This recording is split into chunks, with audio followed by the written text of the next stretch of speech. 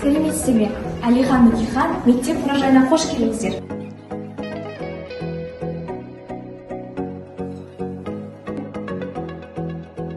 Әлихан Бөкейхан 1866 жылы 5 наурыз күні дүниеге келген. Әлихан Бөкейханды барлығымыз ұлт көсемі, көрнекті ғұлама ғалым, қоғам қайраткері және де аудармашы ретінде танимыз.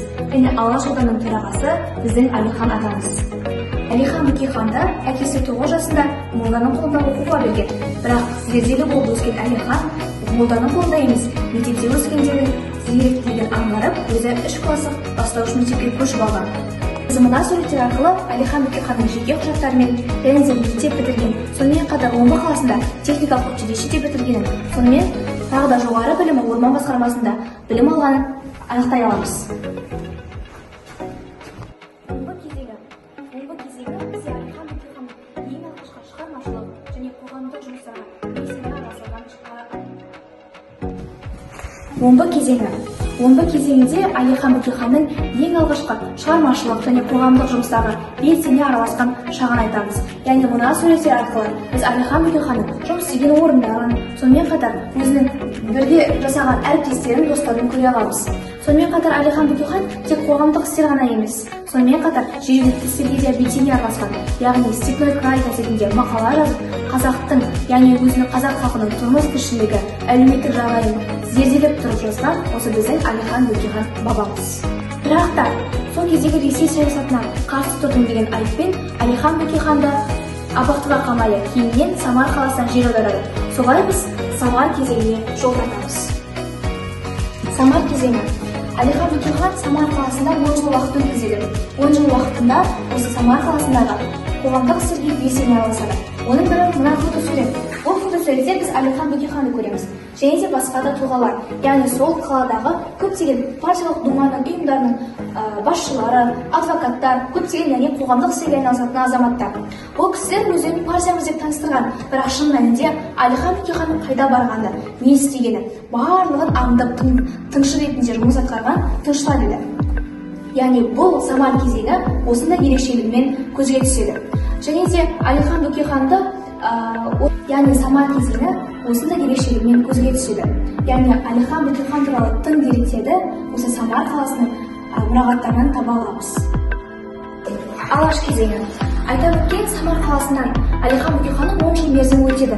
Әлихан Бөкейхан бірден Орынбор қаласына қайтады. Орынбор қаласында сол заманда Ресей империясында ақпан төңкерісі болып жатқан. Ақпан төңкерісін пайдалана отырып, Әлихан Бөкейхан біздің ең алғашқы ұранымыз, яғни Алаш орданы құрады. Алаш орданың төрағасы әрине Әлихан Бөкейханның өзі сайланады.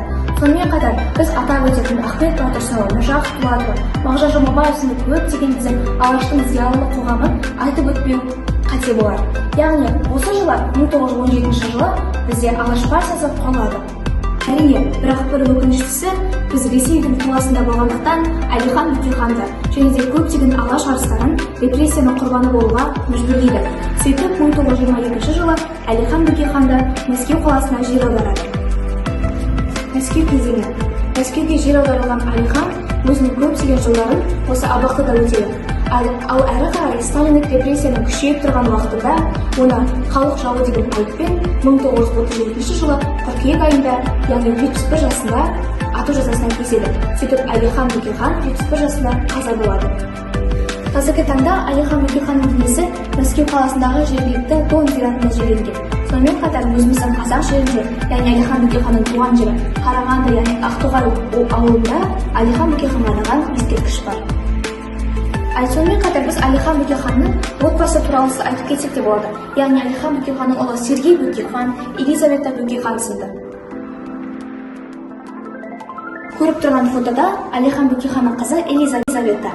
Елизавета әкесіне ұқсас өте ақылды, білімді қыз болып өскен. Яғни қазақ даласындағы сол замандағы ең алғашқы әйел медицина ғылымдарының докторы. Қорытындылай келе, Әлихан Бөкейхан біздің ұлт көсемі, яғни біздің рухани негізіміз. Соны есепке ала отыра, біздің мектебімізде жүргізілген оқушылар мен ұстаздардың арасындағы зерттеулерге назар аударсақ та болады. Яғни көріп тұрған фотосуреттердің барлығынан біздің мектеп оқушыларының және ұстаздарының жасаған көптеген зерттеулерін көре аламыз. Сонымен қатар атап айтсақ, бізде QR-кодтар. Осы QR-кодтарды скан ету арқылы біз Әлихан Бөкейхан туралы kez kelgan ақпаратты біле аламыз.